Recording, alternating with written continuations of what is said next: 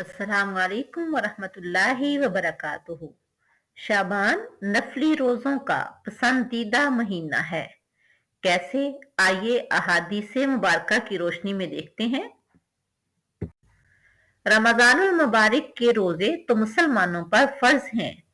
अब हम अपने प्यारे पैगंबर सल्लल्लाहु अलैहि वसल्लम की अहादीस की रोशनी में शाबान नफली रोजों का पसंदीदा महीना है, उसके बारे में पढ़ते हैं और बात करते हैं। अबू दाऊद और निसाई की हदीस मुबारका है। हजरत आयशा रजी अल्लाह ताला अन्हा फरमाती हैं कि रसूलुल्लाह सल्लल्लाहु अलैहि वसल्लम को तमाम महीनों में से शाबान के रोजे रखना ज्यादा महबूब था। आप सल्लल्लाहु अलैहि वसल्लम शाबान के रोजों को रमजानुल मुबारक के रोजों से मिला दिया करते थे।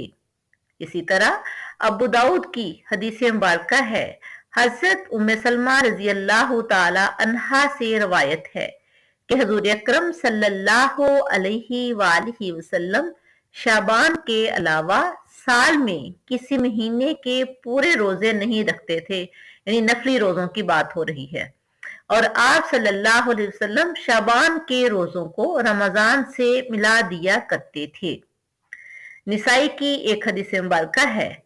उम्मुल मोमिनीन हजरत उम्मे सलमा रजी अल्लाह ताला अन्हा से मरवी है, वो फरमाती हैं मैंने रसूलुल्लाह सल्लल्लाहु अलैहि वसल्लम को मुसलसल 2 महीनों के रोजे रखते हुए नहीं देखा, मगर आप सल्लल्लाहु अलैहि वसल्लम शाबानुल मुअज्जम के मुसलसल रोजे रखते कि वो रमजानुल मुबारक के रोजों से जा मिलते।